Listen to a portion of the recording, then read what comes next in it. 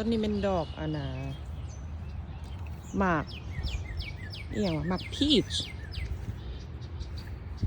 นี่อันนี้ออกดอกสีปัวน้อยๆซอน้อยๆน้ำข้างตกน้ำหมอกตกอากาศก็จะเป็นจังสิเลยยามมื้อเช้าหลังบ้านข้างบ้านตัวนี้นก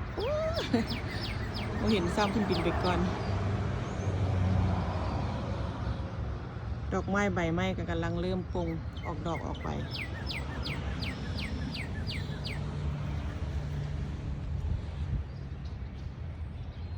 นี่เลยมึงนกอยู่ถึงป่ายไม้กันนะจิ๊บจิ๊บจิ๊บจิ๊บจิ๊บหลายตัวยามมื้อเช้าเสียงนกเสียงกาออกไปหากินมาห้องจิ๊บจิ๊บจิ๊บจิ๊บเดินผลตดโป๊ดอยู่เพื่อนนะโอเคบายบายเด้อทุกคนพอกันใหม่วิดีโอหน้า